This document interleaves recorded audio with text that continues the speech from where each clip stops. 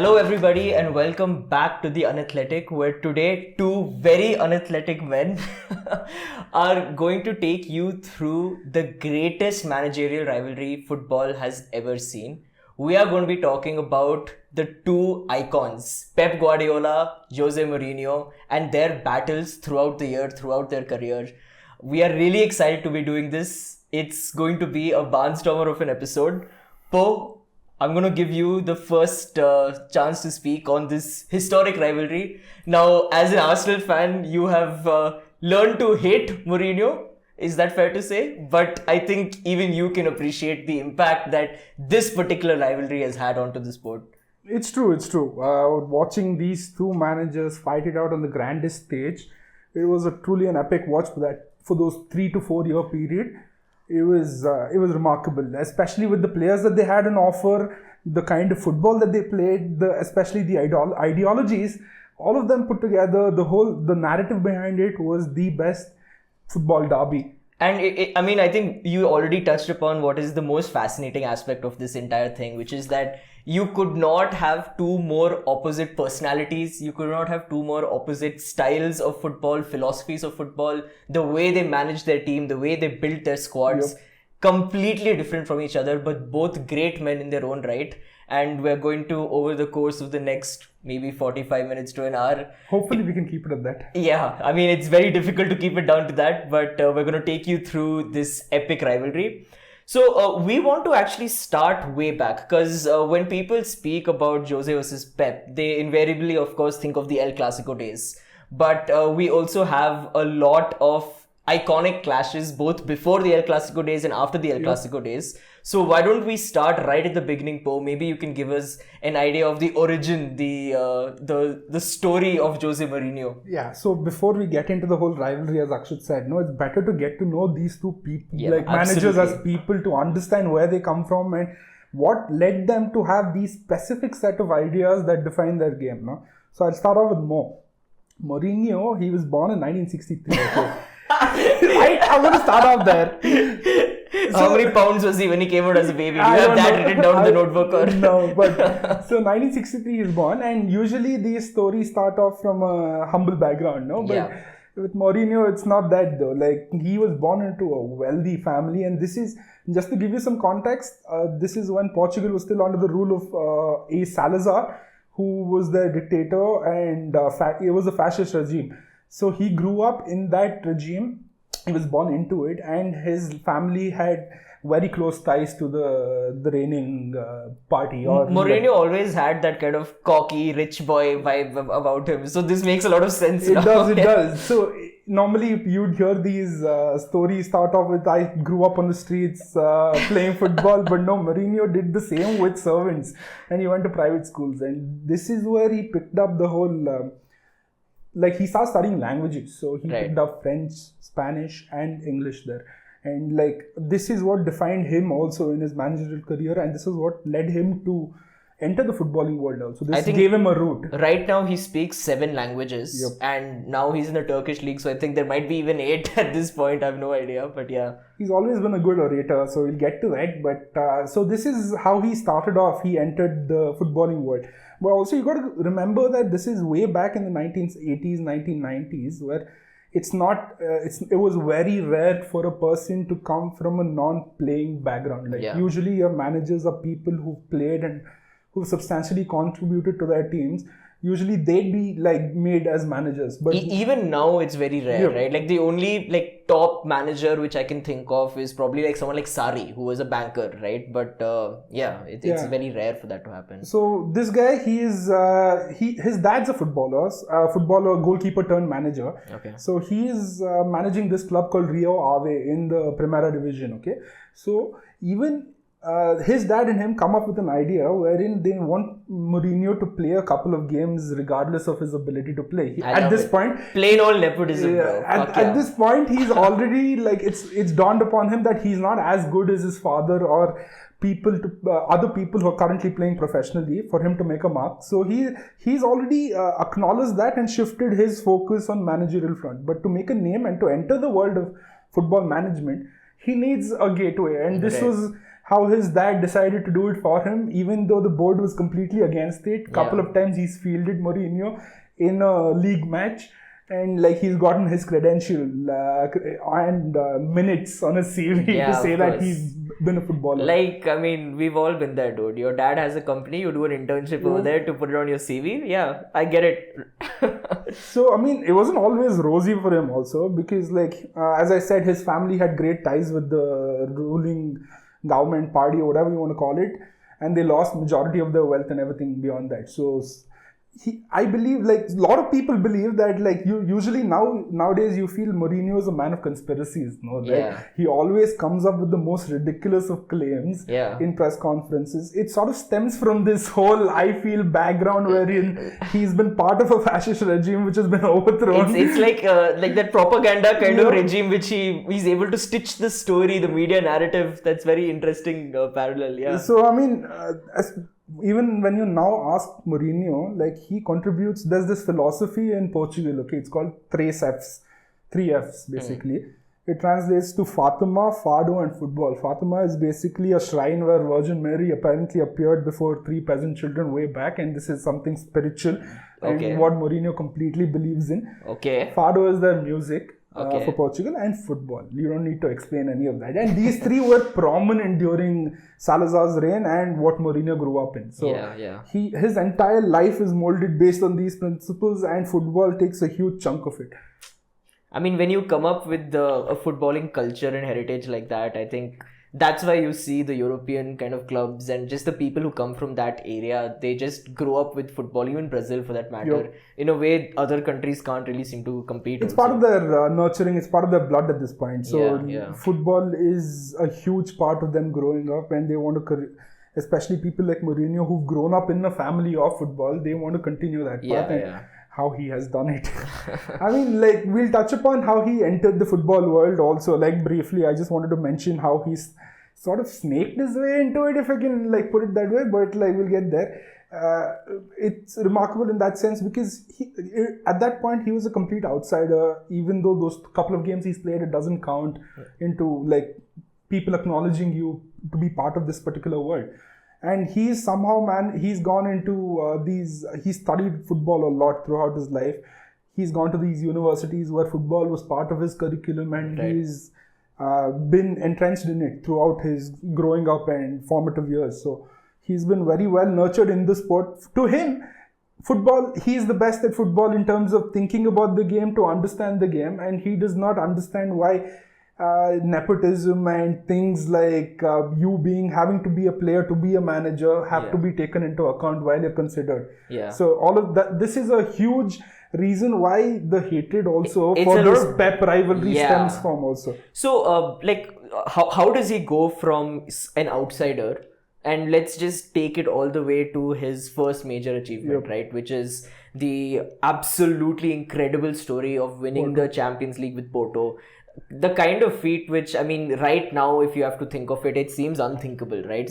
Anyone, like, outside the top 4 leagues, outside the top 5 leagues, of course, PSG has won it now. Anyone winning the Champions League seems impossible. It hasn't been done since Porto, though. Of course, That was the last team outside the top 6 footballing nations, European nations. 6, including Netherlands. So, and it's been a journey for him to get to there. Okay, so he started in 94 or 93, if I'm not wrong, 94.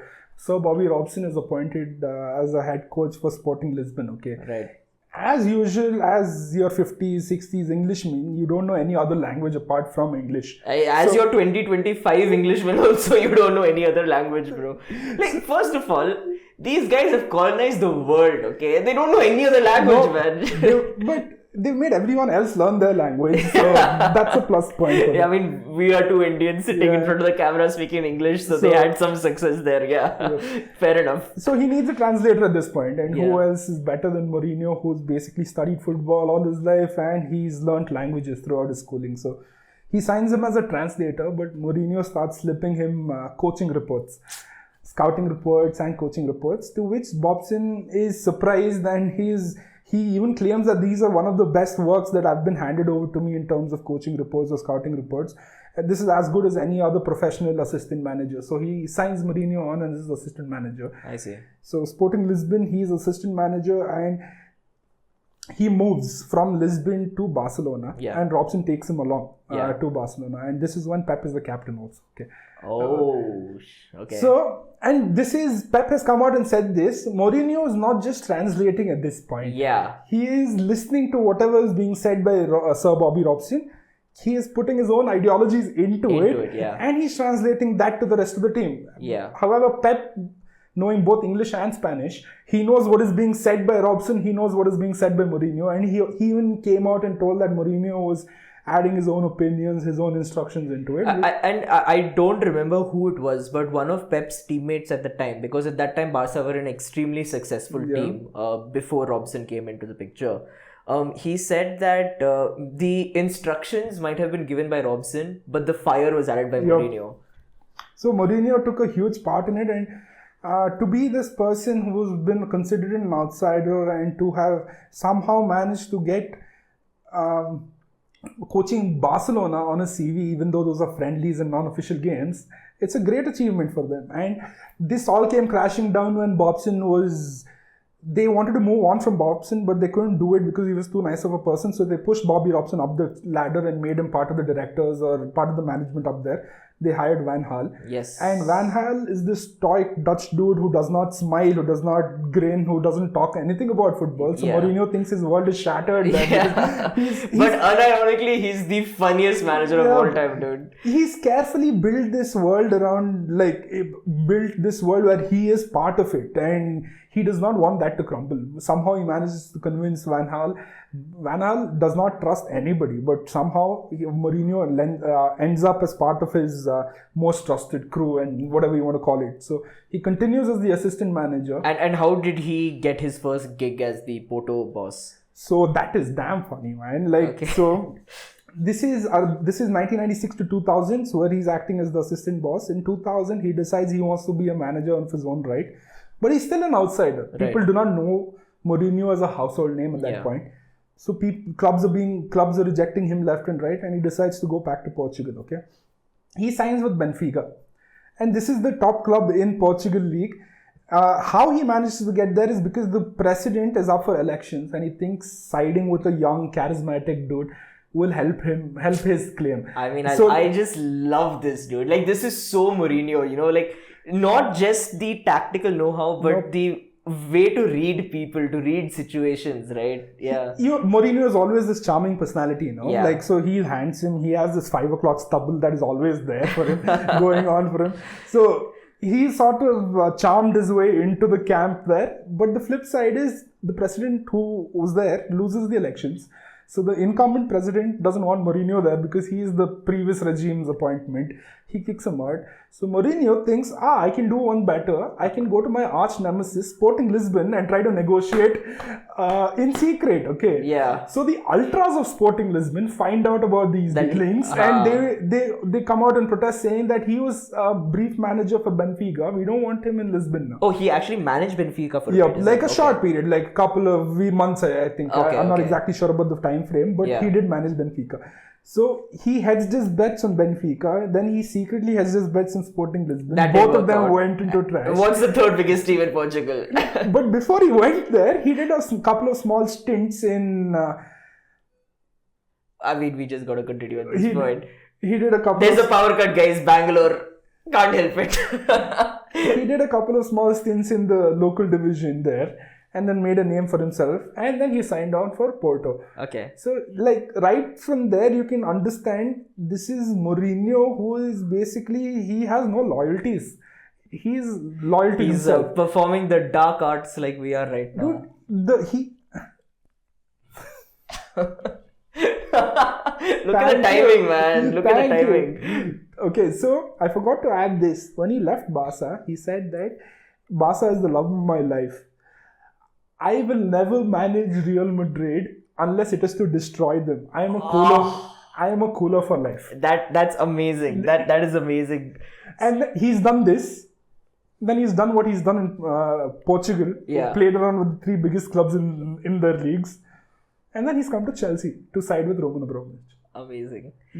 And what's amazing about this, because, you know, normally you would not find a guy who is that adored by Chelsea to get accepted by Spurs fans as well. But somehow he managed to do that also later in his career. So it's clearly a pattern in his career that he's able to like portray himself in an image where he is always, the darling of the important people, right? If either it be the fans or it be like the president or whoever is in charge of the club.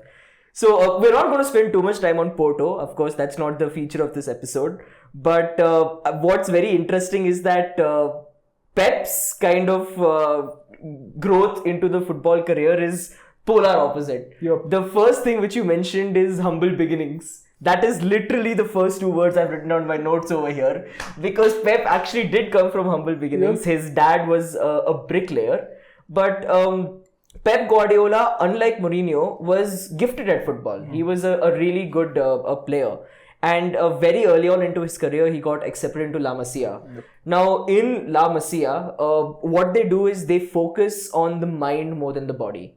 And that very much complemented what Pep Guardiola was as a human being as well. He was sort of slow also, no? As a footballer. Yeah, he was not physically gifted. He was not strong. He was not fast. He was not a physical player by any means. But his brain worked quicker than anyone else on the pitch, right? So when he got into La Masia, they focused on his footballing brain and in creating a technical and intelligent footballer. And those are the exact words which you would use to describe Pep Guardiola and his teams as well in the future. So that link was very there early in the career. But when he was in La Masia, he used to obviously volunteer as a ball boy in the Barcelona matches. And while he was there, you see ball boys normally sitting on the sidelines waiting for this, right? This guy used to stand like this because he wanted to understand what the managers were seeing, and he used to always have his eye on the manager to see what are the things which cause a reaction in the manager or cause a change in the manager, to see if he can spot that kind of stuff as well. And I'm talking about a guy who's like 13, 14 years old at this stage, right? So right from the very start, he was always trying to analyze the game and be one step ahead of the opposition. Now in 1988, July of 1988, this unheard of manager, I don't know if you know him, some guy called Johan Cruyff. Unheard. Yeah. He actually joined Barcelona, and in the first week, he went to see one of the reserve games and he saw Pep Guardiola on the right flank. And he immediately told the youth manager, I want to see this guy play in the pivot. Immediately, like within the first 15 minutes of seeing him. And after that, Pep Guardiola changed his position and stayed there for the rest of his career. Now, he was brought into the team of Johan Cruyff. So there was a dream team of Barcelona around the 1992 period, where Pep really made a name for himself in that pivot midfield position. But what's really interesting to notice over here is how he got his footballing influences, which is what you will see later in his career in Man City and Barcelona, even Bayern Munich for that, right? So Johan Cruyff, as we all know, and if you don't know, he was famous for implementing this style of football called total football, right? Now, this football was played by the Netherlands national team, which Cruyff was a part of, but he really brought it into the mainstream. And the influence which he left is there, we can see in Ajax today and in Barcelona today, which we're talking about nearly 40-50 years in the future when it originally came. And that was all about fluid positioning and how to create space, right? And that is again something which you look at even today's City team. It's very much of that, right? But Cruyff, he had to leave in 96, which is when Brian Robson came into the Barcelona managerial position with Jose Mourinho as the assistant translator. And interestingly enough, Pep and Mourinho actually hit it off because they were both analytical minds in football, right? And they really connected on this. Young people, 20s, both of them can clearly see that each of the other is going to be a good manager. Yeah. So they've hit it off right from the start, and the way Pep has also been schooled under Johan has, as you talked about passing being a pivotal aspect of total football, no? Pep couldn't physically, he was restricted in pace, in height. Yeah. He was sort of leggy, he was sort of slow. But one thing he was really good at was understanding the game and passing. Yeah. So the views that were portrayed by Johan Cruyff was aligning perfectly with what Pep wanted to be as a footballer as well, and he completely adopted that lifestyle. Absolutely. And the problem with Cruyff towards the latter years of Barcelona is that teams kind of figured out how to play against him because he used to use this extremely aggressive pressing kind of mechanism, right? Where you would see that when they lose the ball, right? And literally 5 to 6 players would all go together and swarm the guy who's on the ball. And people started to understand that, okay, playing long passes, switching play and all of that will make this team extremely vulnerable because they weren't holding position. And Pep Guardiola also noticed that. Now, under Robson, of course, there was more of a long ball Englishman kind of a philosophy. But after that, when they had Ronaldo, no? So, you get the ball to Ronaldo. And he'll do the rest, right? But when he finally came to Louis van Gaal, that is when another very key part of Pep Guardiola's football philosophy was developed. And that was how to win the ball back. Because Van Gaal was also very much to do with, positional play and passing and things like that. Whereas in total football, anyone can appear anywhere on the pitch. Sure. But Van Gaal was very restricted. He was like, these 3 players, you can form a triangle. You can interchange between the 3 of you. But you can't go anywhere else on the pitch. And 2 people always have to be in one of those half spaces. Exactly. So Pep actually learned from that. Now, if you combine those 2 aspects, right? Now the Pep Guardiola, the Johan Cruyff school of football and the Louis van Gaal school of football, and the way Louis van Gaal at the time wanted to win the ball back, that actually converges into what we call tiki-taka today. Where it's not just on the ball, where you have this very strict kind of positional play, where you have players who are always available for the ball, but also you know how to win the ball back extremely fast. There's a specific rule that he's put out, 4 seconds after 6. 4 or 6. So there are 2 rules, okay? The first, and this is about Pep's time in Barcelona specifically, he's changed since then, but there were 2 rules which defined him. Number 1 was the 6-second rule, that if you lose the ball, in the first 6 seconds, you press aggressively. Yep. If you do not get the ball back in those first 6 seconds, go back to your shape. That's number 1. Number 2 is the 15 pass rule, which is when you get the ball back, you need to make a minimum of 15 passes before you're ready to go and attack again, so that the opposition team goes back to their structure, you go back to your structure, and then you start your football. He does not like direct play. I mean, and again, like the parallels between this and what Jose and Mourinho was doing, where he's like 15 passes, I'll do that in 1/2 of football and score 3 goals, dude. But now, when Pep Guardiola, he got this, right? Then towards the latter stage of his career, he didn't really age that well in terms of like being able to play at the highest level. So he had a stint in, I think, Saudi, he had a stint in Mexico. But then he finally realized that it's time to further his coaching education. So he wanted to focus a little bit more on how to win the ball back. So there is this one kind of godfather of football, which is an influence on a lot of the managers of today. His name is Marcelo Bielsa. So Pep Guardiola got on a plane. He went to, I think he was in Argentina at the time, Marcelo Bielsa. And apparently they spoke for 11 hours straight. It's something that Pep would do, yeah. On pressing. And show up at your door in the middle of the night asking to talk about some obscure topic in football. Yeah. And Marcelo Bielsa is sitting down on the ground smoking like 15 cigarettes like every 20 minutes and just talking about all this, right? So after that, he gets his Barcelona B gig, and over there, he actually joined after Messi had made his promotion into the senior team football. And at that time, everybody realized that, the scouts only look for individual ability. So everyone tried to be like the Messi. Pep came down and clamped down on that shit. He's like, none of that. Listen, I'm going to tell you exactly how to play. And he used to put cones right in the center of the pitch. And he's like, you guys do whatever you want, okay? Like, I will give you your positioning and all that. Final third, I'm going to give you freedom, okay? But if someone who's a left winger crosses that cone on the center of the pitch and goes to the other side, you're not going to play for me again.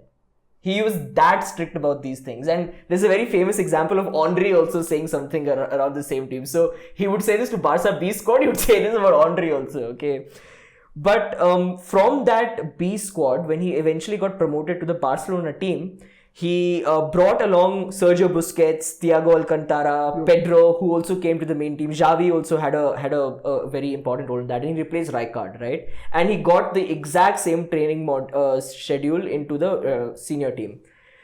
Now, there's this also one other thing, and listeners, if there's one thing you do there are a lot of things you should see after we speak about things, but there's one thing you do. Look at the Barcelona Rondo training under Pep Guardiola.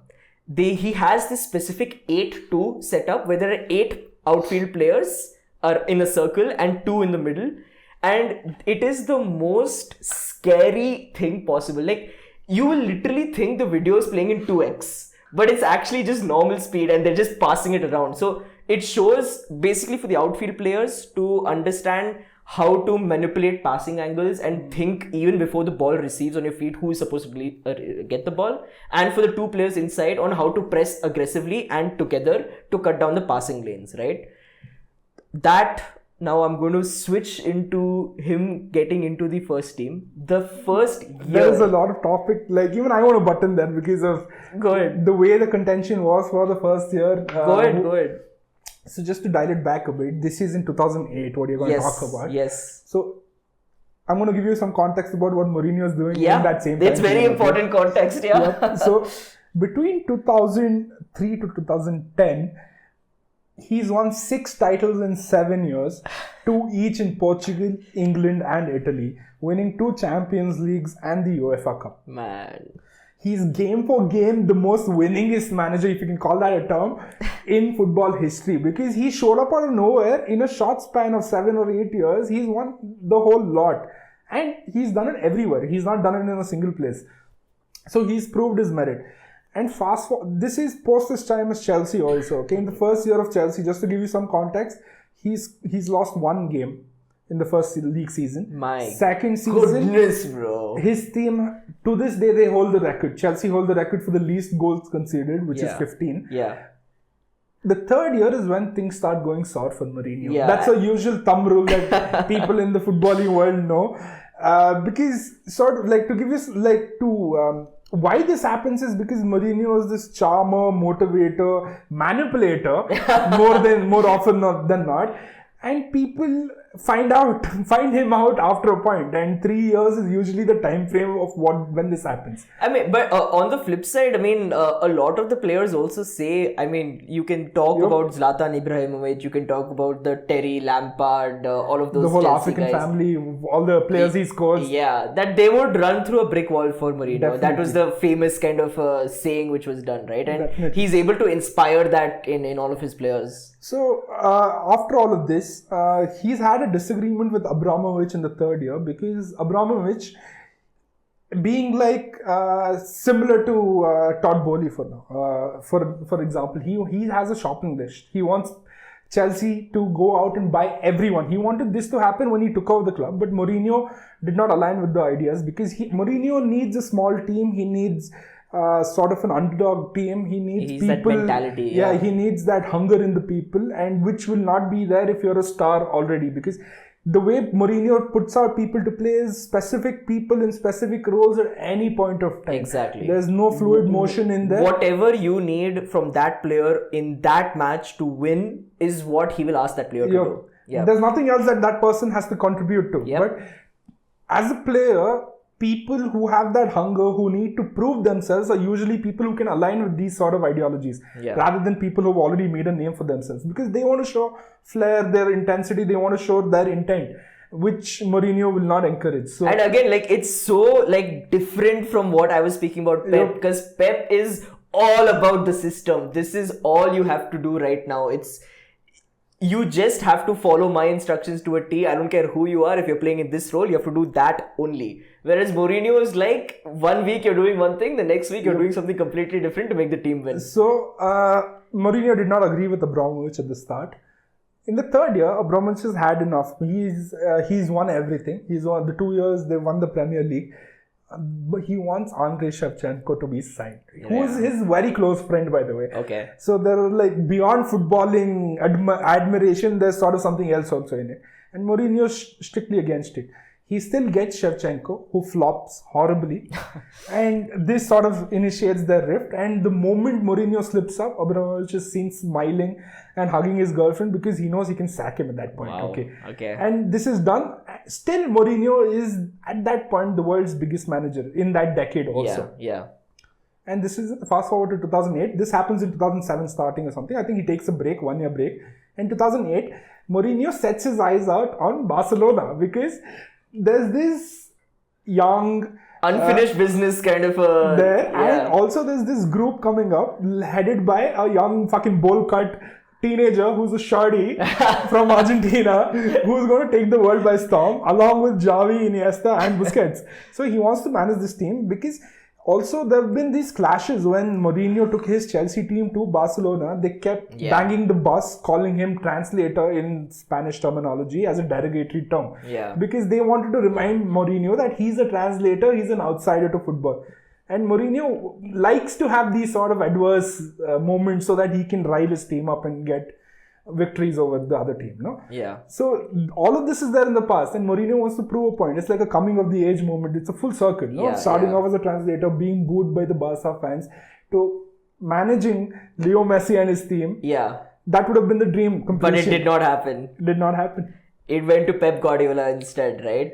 Now, Pep Guardiola, as I said at that Pep Guardiola, as I said, at that particular point of time, comes into this Barca team with a structure which works with the Cruyffian principles, with the Barcelona principles. And in that first season in charge, this man literally wins whatever there is to win. He wins the treble, which is the La Liga, the Copa del Rey and the Champions League. That same year, he goes on to finish this has only happened once in history, the sextuple, which is 6 trophies if you include the UEFA Super Cup, the Club World Cup, and there's that other competition, the Spanish competition, right? Community Shield kind of thing. Exactly. So he wins 6 trophies in a calendar year. Messi has established himself as the best player in world football. He's young. People think he's going to be the best player of all time, which he eventually goes out to be. And Barcelona is cementing itself as the best team which has ever played football. The very next year, he starts off in exactly the same way. They are dominating La Liga. They go and they lose a Copa del Rey semi-final or quarter-final against Sevilla in a very closely contested. It was actually, it was a tie actually, but Sevilla went through. But for the entire world, it seems like Barcelona are the best team in the world, and they're going to go on and they're going to repeat lifting the Champions League trophy. Enough foreplay, enough build-up. This was true until semi-finals. He meets Jose Mourinho's Inter Milan. For the very first time, these two managers clash. Now, technically they clash in the group stage, but for story effect, I'm going to say that they met for the first time in the Champions League semi-final.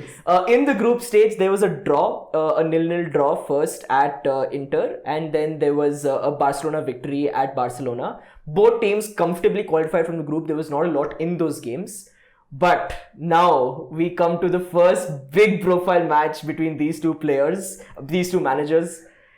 And it did not disappoint. It was a spectacle. Like the way Mourinho's team held out, it was something not accustomed to as a football fan that you'd expect out of a game.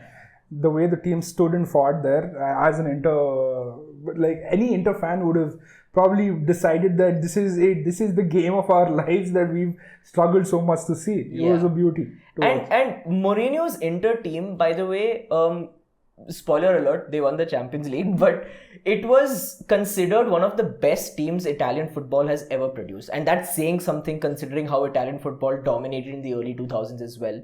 They won the treble that season, and it's something which has never been done by an Italian club before, right? So at that point of time, you have the two best young coaches in football, and the difference in philosophies was already clearly visible for everyone who was watching that game, watching the managers in the way they set up their teams, right? Now, the first leg, It was an incredible match. The build-up was so intense with the whole Mourinho angle about him wanting to manage Barcelona, him throwing little bit of shade in the press conferences. To add to that context, the reason why Pep was chosen over Mourinho is because Barca being Barca wanted to win in the Barca way. Yeah. And they had a 9-point criteria, you could say. Selection criteria. Wherein one of the criteria was how the manager should react in the face of media.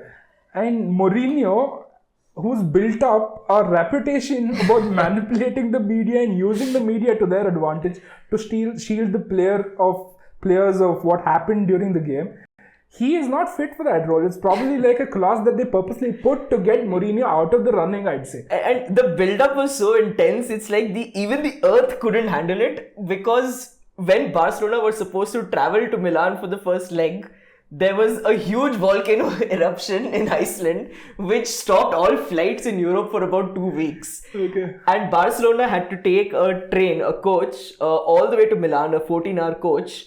And everybody expected that that's going to completely destroy Barcelona, right? But that was far from the case. Barcelona started the match completely on top, took the lead. Jose Mourinho's team not even able to touch the ball. They were just completely on top.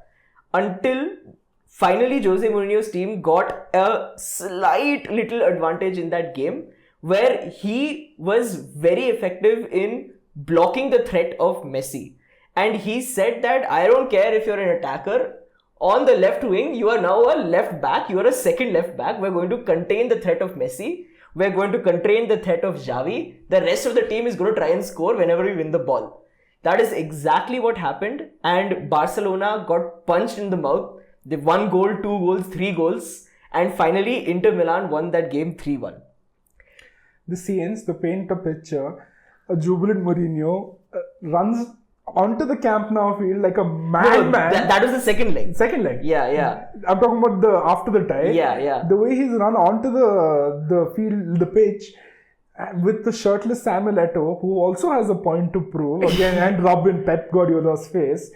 Because Pep, when he took over from Rijkaard, he wanted the whole old guard, Ronaldinho, Deco, Eto'o, to move on, because he got rid of all of them. He got rid of all of them instantly in his very first year. So that animosity that Eto'o had developed inside him also, and coupled with Mourinho's hate for Barca. Mourinho at this point is the figure for anti-Barca methodology of playing. Like I've come across this particular line in a podcast. Okay, they cite Mourinho's hatred of Barca and Barca team's reverse hate to Mourinho, in contrast to the way Franco the dictator had a deep hate to Barcelona and their Catalan ideology. I mean, like, that's the thing, right? Like, Mourinho just invokes these kind of emotions in people where it's so the animosity is so real. So that second leg, in fact, was one of, till date, considered the best application of park the bus tactics you will ever see.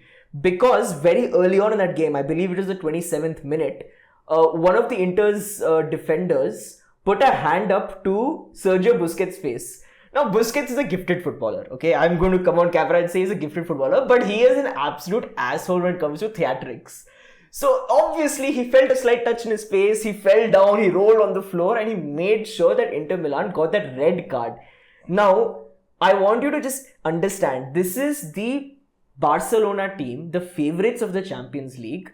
This is a Barcelona team which has won 6 trophies in a calendar year, who are now playing against 10 men. They've gone 1-0 up. They are just 1 goal behind. No, they've not gone 1-0 up yet, but they're 2 goals behind, and that is plenty of time in 60 minutes of football to get that advantage back. Jose Mourinho manages this team and lights a fire under them like nothing else. And they come up with the most dogged display of football you have ever seen in your life. I mean, at that point, when watching the game, I absolutely loathe the way Mourinho has put his team out. But in hindsight, it is truly like commendable. The amazing thing about this is about 6 minutes from time, Barca get their goal, which makes it just a one goal game, right? 1 goal tie. and Gerard Piqué is the one who scores the goal from somewhere inside the box, which is a complete abandonment of Pep Guardiola's normal style of play. And Jose Mourinho does not let that go, by the way, in the post-match press conference. He makes sure that Guardiola knows that how he scored that goal against Jose Mourinho. But like you said, when they hold on and they actually beat them and go through, and of course eventually go on to win the Champions League finals, it was that emotion which you see on Jose Mourinho running all over the pitch, shushing the crowd in the Camp Nou. I think that is what made the Real Madrid execs sign him. Right that is there, what they did. Right there is when it was completely decided. And Mourinho was not an innocent bystander in all of this, because he's actively... Nobody's calling him innocent, bro. he is actively seeking out Real Madrid's top honchos to get himself into contention, because he's, at this point, he has that hatred also against Barcelona because they rejected him. Yeah. He wants to prove his point. He wants to show that Pep Guardiola, this super genius, sort of like an aura of mythology around him, can be taken down a notch, or a notch or two actually, because he wants to take a swipe at him. And usually Mourinho is sort of this person who targets these kind of people. Absolutely. He targeted Fergie, he targeted Wenger in this regard, because the general consensus is that these people are sort of beyond the game because they're absolute geniuses of the game, and Mourinho always wants to find that weakness in that person and try to exploit that, and he's done that throughout his managerial career. Yeah, absolutely. So, I mean, this is the last time they meet as Inter versus Barca opponents. At the end of all of the fixtures, Pep Guardiola wins 2 games, Jose wins 1, and there's 1 draw. But at the end of the day, you really know who won that. It's, of course, Jose Mourinho. And that now brings us to the rivalry, which all of you have patiently been waiting for us to talk about, which is the El Clasico. Now, there are plenty of things to go through the El Clasico. I think the first match of the El Clasico, which was very, very hotly contested, everybody was waiting for this match to come about.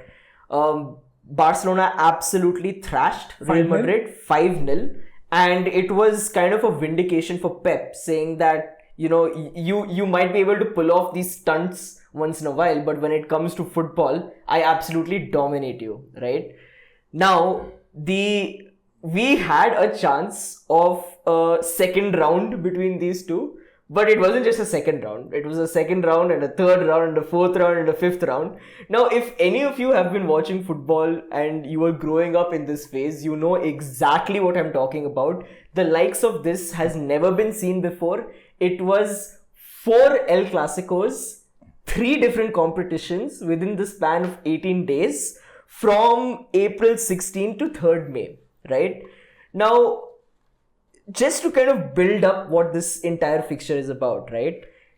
When you have rivalries in global football, you have derbies, right? Which teams which hate each other because they're close to each other. And that is a very hotly contested, like I am the ruler of my land kind of a rivalry in football, right?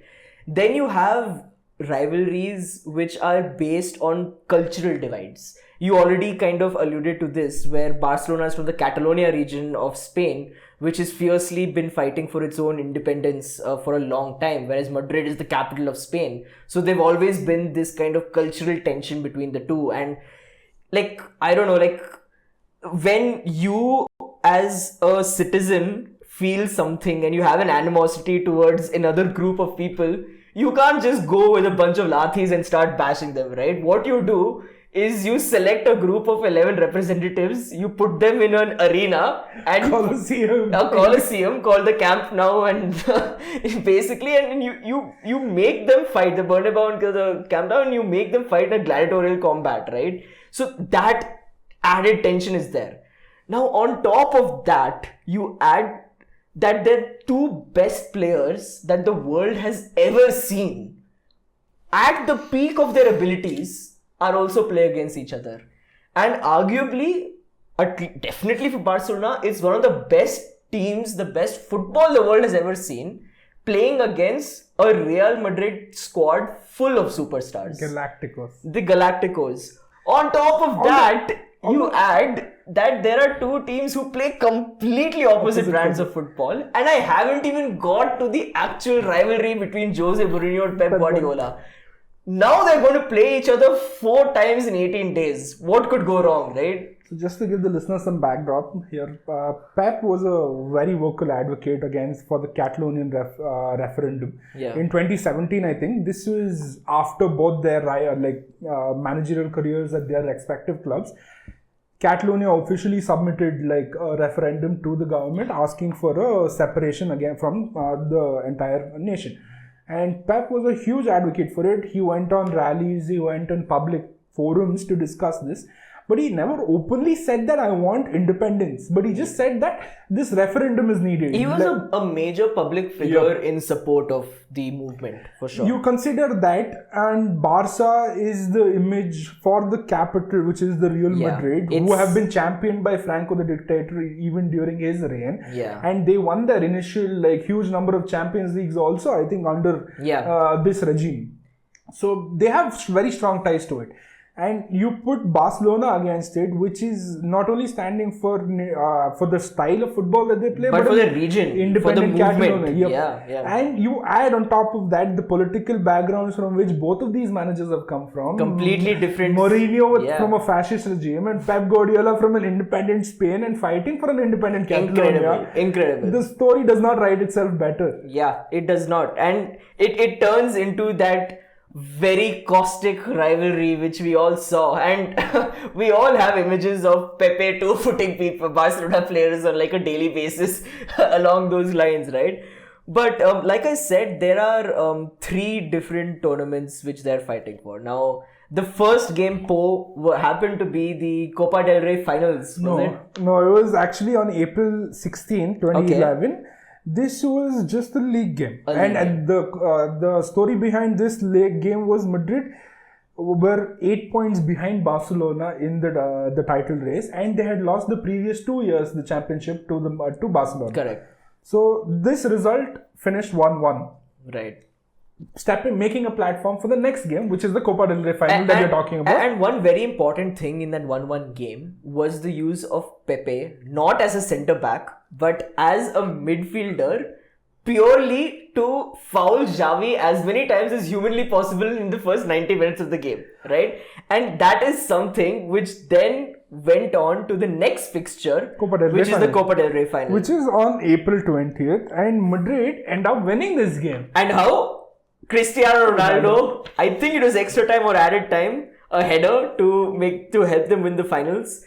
Again, this game was absolutely horrible. Like, in terms of the amount of fights which were happening on the pitch, it was building up to something which is absolutely caustic. You could see that it was just round 2 of 4, but the peak of the rivalry was above it. And the fact that the Barcelona players had to watch the Real Madrid players, lift the trophy. The fact that he had to listen to the cockiest fucking version of Jose Mourinho in those press conferences, throwing daggers at Pep Guardiola after that game. It was genuinely the next game was the one which everybody is looking forward to, because it's the biggest stage of all time, the Champions League. That's the thing, it doesn't end there. There's one more game. And we're halfway through. After that. Halfway through, yeah. There are 2 more games, guys. So on April 27, these teams meet again, but this time on the Champions League semi-final stage. Yeah. Both the first half is very intense. The feeling of the loss for Barcelona is still there in their minds, and Madrid are still joyous about their victory there. But who turns up? Messi turns up, scores 2 brilliant goals, and Barca win 2-0 on that game, giving them a strong advantage going into the next leg. And after this match, I can't even call it a mistake, okay? But Pep Guardiola mentioned something about a decision which did not go against Barcelona, right? And Jose Mourinho caught on to that. And Real Madrid's press conference was before Barcelona's press conference. Now, in that press conference, he again started throwing shade at Pep Guardiola, okay? He was like, I have never in my life seen a manager who has won a match but is still complaining about refereeing decisions. And he just knows, like Jose Mourinho knows how to get under the skin of opposition managers. He loves to make the us versus the world mentality, you know. Like there are a lot of excerpts from Chelsea's team from that time, like Lampard coming out and talking about, saying that Mourinho used to apparently come to them and tell them, see guys, this is what I'm going to say, this is what I'm going to, what is going to be asked about to me after the game, and this is what I'm going to reply to. And the way he used to also apparently say that, you guys, this is not something that you should take to your heart. I'm only telling this to protect you guys against the press. He used to sort of build a bubble and then go out and then make the narrative completely about himself or something else, completely to divert the topic from what actually happened in the game and about the players to say probably a referee conspiracy. Or so that is exactly what he did. So he went on to say, like, and he claims that the world of football knows what's going on. It's an absolute disgrace to win like this. Yep. Like, if I speak right now, I'm going to lose my job. That kind of stuff is what he's saying. And he's basically just telling Barcelona and Pep Guardiola that you guys are disgraces for even winning that game of football, right?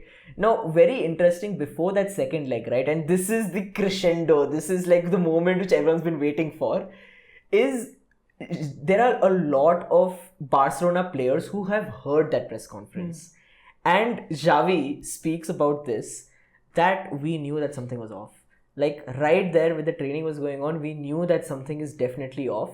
And we were so angry. All of our players were so angry. And Pep was not the one who would normally go into these battles, into the press conference. But there was something very wrong about Pep before this final game. And he said that we knew that something wrong is going to happen. Pep Guardiola, before the press conference, was taken into a meeting by the director of football of Barcelona at that time. And that meeting, I don't know what was said, but it would have been around like, let's calm down. Like, we're ahead. We're remember that 9-point criterion. Yeah. To that. Right? But Pep Guardiola goes into that press conference, which is kind of the highlight, the peak of this rivalry. And he's like, he looks around the room, okay, and he says, which one is Jose's camera? Which one is Jose's camera? And he looks into one camera and he says, out here in the press box, he's the king, right? Yep. He has already beaten me. He thinks he's the best one over here, but out there on the pitch, that's when we'll see who's the boss. That's where it actually matters. And I don't know Spanish, of course, I'm paraphrasing over here. And Xavi goes on to say that really, the players needed to hear that. Because they were done with all of this Jose kind of antics, gimmicks, whatever you want to call it. Yeah. They wanted to hear Pep say those words in front of Jose. And he did that. And of course, the rest is history. So on May 3rd, they finally, the final culmination of their 18 days battle was the second leg of the semi-final, and both of them ended up on scoring a goal apiece. So it ended a draw. Barca won, Madrid won, and Barca went through an aggregate 3-1 to the finals before beating Manchester United. You don't have to add that last part. Before beating Manchester United to lift the title of the Champions League. Yeah, I mean, okay, so like, now that we've spoken, I mean, of course, they did face each other after that. Now, the next year is when Jose absolutely dominated the league and won. But Pep Guardiola, of course, won the league before that. That season of Jose Mourinho's, that season of Jose Mourinho's Real Madrid is considered one of the most epic football, counter-attacking football you've ever seen. But on a whole, you really do have to acknowledge that at that time, the Barcelona team which Pep Guardiola had really created was probably till date, for me, I think football which I have seen, definitely the best I've ever seen a team play. I think even now, till date, it is the best. It might, I mean, people talk about like the 98 Brazil team, the 2002 Brazil team and the Dutch teams of old. Johan Cruyff's teams. Johan Cruyff's teams especially. But for us, I think, like personally, what would you have to say about maybe not just the Barcelona Pep team, but even the Real Madrid Jose's team on a personal level? Because La Liga has never been able to captivate my kind of attention as it did in those days, right? So there was really something about the way these teams played which hit on a personal level. Yep. So we've had our fair share of derbies in the Premier League, what we've grown up watching year on year, but during that Pep versus Mourinho phase, that 3 to 4 years golden phase, the El Clasico was a worldwide event Everybody that watched everybody wanted to watch. Everybody. Even your new footballing fans from the Americas or from far off countries who are not usually in tune with the ongoings of football would tune in on that particular day just to watch Messi versus Ronaldo, Pep versus Mourinho. That the storyline spoke for itself, and the games were a spectacle. I mean, you guys have seen the memes and the videos where, for instance, Messi is just walking off. He's being substituted after that hat trick 5-2 game. Yeah. He looks completely done, exhausted. Yeah. He can't walk straight. His strides are like sort of leggy, and Ronaldo you can see looking off into the distance. Those are what like all of these things are made of, man. It's beautiful. And there was that famous 2-2 draw also with Ronaldo 2 goals and Messi 2 goals, which really just kind of like portrayed the amount of quality. And one personal story I want to say over here, I can't remember which game it was. It was an El Clasico. It might have been one of these Champions League fixtures. It was happening obviously in India. It's at 12:30 or 1:30 in the night when it starts, right? I wanted to watch the match, but my mom didn't allow me to. I was under a strict curfew at that point of time, right? So one of my friends, I told him to call my mom and try to convince her that it's alright for me to watch the game. And I used to do this like 2-3 times. I've done this, okay? That when I had to play my final trump card, one of my friends would call my mom. And he called and he's like, don't worry, auntie, Akshat has studied for the exam. He's very well prepared. Like, he's been teaching me also, auntie. Let him watch the game. Nothing's going to happen and all of that. And to be fair, it worked. I got to watch that match. But that was the desperation to watch these games, man. It was a sight to behold, and I'm glad I've been able to live through it. Although in hindsight, we know who the clear winner during that phase was. But so, I mean, like, again, the Madrid versus Barca or Jose versus Pep era, it ended up with the Pep Guardiola winning 5 games, Jose Mourinho winning just 2 games and 4 draws. But of course, I mean, the impact those games have had will long live in everyone's memory who was watching football at that time. Like if you make a list of derbies, and like a lot of people do, like on YouTube, I think Copa 90 have a good derbies collection. Always, regardless of who makes a list of top 10 derbies, this is going to be up there. 100%. Just because of the atmosphere it created and the impact it had on a worldwide stage. I mean, La Liga and now Javier Tebas having the balls to say that we're going to play our La Liga game, like El Clasico games in America or somewhere else. All of this stems from what? Like the confidence of people having tuned into that madness which is there during that era. Yeah, and I mean, there was, of course, another stage of their rivalry, which is, I would call the post-El Clasico era. They met once as Bayern and Chelsea managers. They met as United and City managers. And they met as Spurs and City managers as well in the Premier League. Mourinho's a slut. Yeah. Sorry to say this. But, interestingly enough, after the El Clasicos, right, they played each other 9 times, where actually, interestingly enough, Jose Mourinho won 4, Pep won 3, and there were 2 draws. Now, highlights of this particular era were one match which is, I mean, it's kind of sad for me to say this, but Manchester City had run away with the title basically, and they had the chance to win the title against United at the Etihad when we were meeting each other. If they won the game, they would have won the title. They went 2-0 up Pogba at halftime.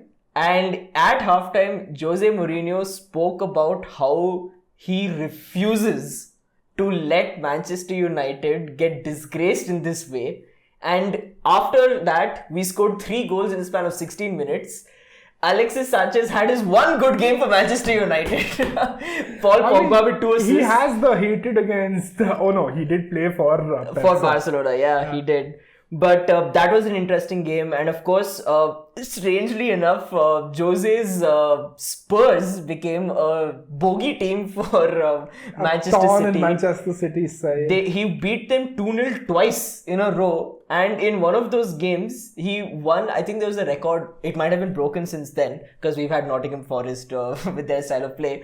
But he won 2-0 with 24% possession. against Manchester City. So in that era, I would say Jose maybe had the last laugh. But now after we've spoken about everything, taking a look back at this rivalry, what do you think? Who's one? I think you can clearly say maybe Pep Guardiola has a better career. But when it comes to these rivalries, who would you say got the upper edge, and what stands out to you? What stands out to me is how the different ways that they strived and found their calling and reached where they have. Completely two different routes. We've spoken about their upbringing and the way they entered the footballing world. Yeah, it sort of builds into this huge storyline which all comes down to those crazy matches that we've just lived and talked about. It's been an epic rivalry, and to talk about it. I mean, I also love the Mourinho versus Wenger rivalry also. How do you love it, bro? He schooled you. He did. He did on Wenger's 1000th game in charge. They beat us 6-0, I think.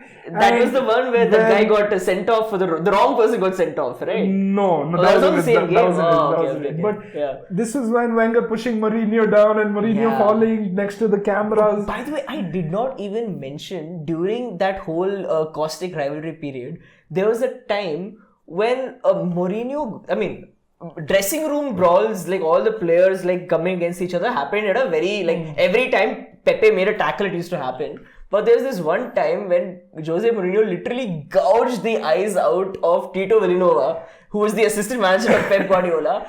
And at that time, he did that. The players separated them, and Jose Mourinho had this smug grin on his face, which said that, bro, you may have beaten me in the match, but I got my satisfaction. This is peak Mourinho, man. Yeah. This is peak Mourinho. I'm just trying to find one excerpt from his press conference, and you all know which press conference I'm going to look for. It is the very first one he did as soon as he joined Chelsea. Okay, I know what this is. Wait, I need to find it first. This is the problem with Poe, dude. He writes a thesis before every single episode, and then he doesn't know where to find it. Yeah, that's the problem, no? Okay, yeah. I have to stall so for you. No, Okay. I got it here, okay. So in his very first press conference, okay, he comes out and says, I'm exactly saying what he's saying, okay. I'm sorry, I'm arrogant, but we have a top manager. So please don't call me arrogant, because what I'm saying is true. I'm European champion. So I'm not out from the bottle. I'm the special one. And he sets the tone for the way he lives his life for the rest of his managerial career till date. Yeah. It's absolutely amazing. I think that's a brilliant way to end this episode. Thank you so much for getting to the end. This was a very fun episode to record. Yep. Very nostalgic. And I'm just glad I was there. I was intelligent enough. My brain was formed enough to understand the real weight of this rivalry when it reached its peak. And I'm sure all of you who are watching as well appreciate the fact that we're probably not going to see something like this in many, many, many years of football. But if you have any other ideas on rivalries, or you want us to follow the careers or make an episode on the career of a manager, please let us know in the comments below, and we will try to make that happen. You can find us on YouTube, you can find us on Instagram, you can find us on Spotify and Apple Podcasts as well. Thank you everyone for tuning in, and we'll see you on the next one. Bye-bye.